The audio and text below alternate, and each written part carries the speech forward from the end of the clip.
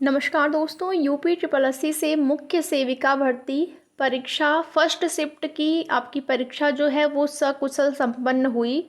और कितने अभ्यर्थियों ने परीक्षा दी, कितने प्रतिशत अभ्यर्थियों ने परीक्षा छोड़ दी, पेपर का स्तर सामान्य, कट ऑफ को लेकर बात करेंगे। अलग अलग कैटेगरी वाइज जो आपके पेपर का लेवल था, जो अभ्यर्थियों ने परीक्षा दी है, कितने नंबर उन्होंने सही किए हैं, कितने प्रश्न उन्होंने सही किए हैं, कितने नंबर उनके बन रहे हैं, उसके आधार पर एक यहाँ पर आपको एनालिसिस करके बताया जाएगा अलग अलग कैटेगरी वाइज कट ऑफ कितनी जा सकती है। तो वीडियो में लास्ट तक बने रहें।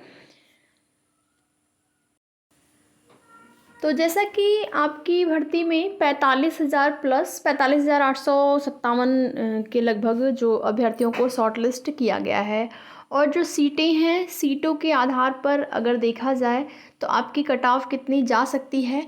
जो पेपर था आपका, उसको ना ही इजी कह सकते हैं और ना ही टफ़ कह सकते हैं, मॉडरेट आप कह सकते हैं कि आपका पेपर जो था वो मध्यम स्तर का था। ठीक है, पेपर ना ही इजी था और ना ही टफ़ था, तो मध्यम स्तर का था। और पेपर जो भी होता है, टफ़ होता है तो सभी अभ्यर्थियों के लिए होता है, टफ़ इजी होता है तो सभी अभ्यर्थियों के लिए होता है। तो जो अभ्यर्थी परीक्षा देकर निकले हैं उनका यही कहना है कि जो पेपर था वो मध्यम स्तर का था।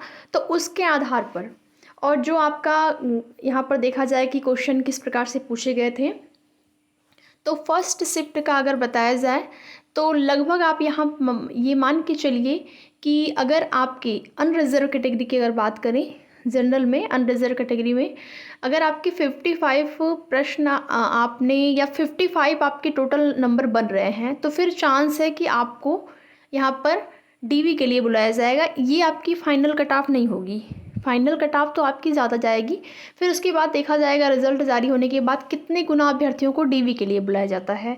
तो डीवी के लिए जितने भी गुना अभ्यर्थियों को बुलाया जाएगा उसके आधार पर वो आपकी फ़ाइनल कट ऑफ तय होगी। फाइनल कट ऑफ आपको बाद में बताई जाएगी, लेकिन अभी अभी की जो स्थिति है उसके आधार पर अनरिजर्व कैटेगरी का आप मान के चलिए 55 अगर आपके बन रहे हैं तो आपको यहाँ पर डीवी के लिए, यानी कि रिज़ल्ट में आपका नाम आ सकता है।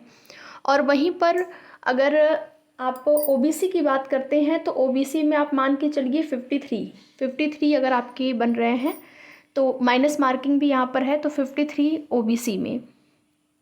ईडब्ल्यूएस की बात करें तो ईडब्ल्यूएस की कट ऑफ जो है वो ओबीसी से कम ही रहने की उम्मीद है, तो 51 के आसपास जा सकती है।